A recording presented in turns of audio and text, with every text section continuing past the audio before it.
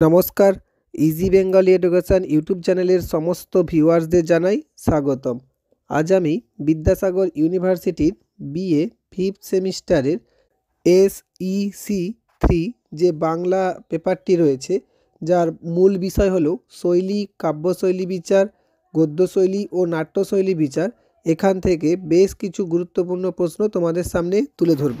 দেখো, এই পেপারটি সিলেবাস কিন্তু খুবই কঠিন, তাই আমি তোমাদের বলবো, আমি যে এখানে 13টি প্রশ্ন তোমাদের সামনে তুলে ধরবো, এই 13-14টি প্রশ্ন তোমরা কিন্তু একটিও ছেড়ে যাবে না। সবকটি প্রশ্নই তোমরা খুব ভালোভাবে দেখে যাবে। তবেই প্রশ্নপত্রে যদি কোনো আনকমন প্রশ্ন আসে তাহলে তোমরা সেগুলির উত্তর লিখতে পারবে।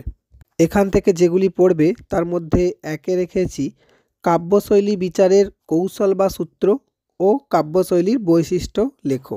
এটি তোমরা ভালো করে পড়বে। 2-এতে রেখেছি বিভিন্ন ধরনের নাট্যশৈলী সম্পর্কে আলোচনা করো। আচ্ছা, 3-এতে রেখেছি একটি একাঙ্ক নাটকের বিশ্লেষণ করো।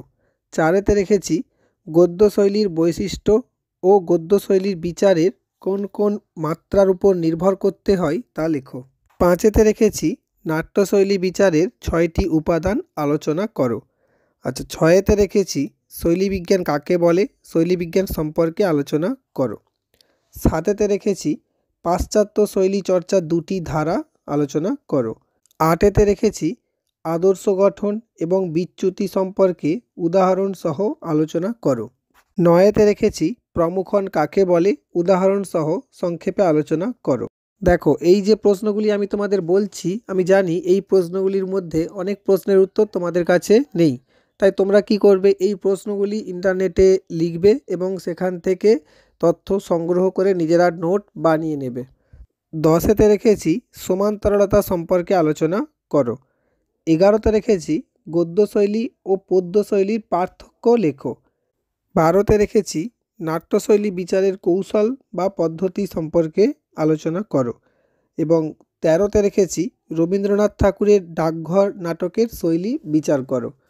এছাড়াও তোমরা প্রশ্নপত্রে লক্ষ্য করবে যে কোনো একটি কবিতা বা গদ্য শৈলী তুলে দিয়ে তার সৌন্দর্য বিচার বিশ্লেষণ করতে বলা হয়েছে, বা এই রবীন্দ্রনাথ ঠাকুরের ডাকঘরের নাটকের শৈলী বিচার না বলে অন্য কোনো নাটকের শৈলী বিচার সম্পর্কেও কিন্তু দিয়ে দিতে পারে। তাই এগুলি কিন্তু পুরোপুরি তোমাকে নিজে থেকে লেখার অভ্যাস তৈরি করতে হবে। আশা রাখছি এই যে প্রশ্নগুলি তোমাদের সামনে তুলে ধরলাম, এই প্রশ্নগুলি যদি তোমরা খুব ভালোভাবে পড়ে যাও তাহলে প্রশ্নপত্রে থাকা প্রশ্নগুলির উত্তর তোমরা ভালোভাবেই দিতে পারবে। আর যদি ভিডিওটি ভালো লেগে থাকে তাহলে অবশ্যই চ্যানেলটি সাবস্ক্রাইব করে ভিডিওটি লাইক করে বন্ধুদের মধ্যে শেয়ার করে দিও। ধন্যবাদ।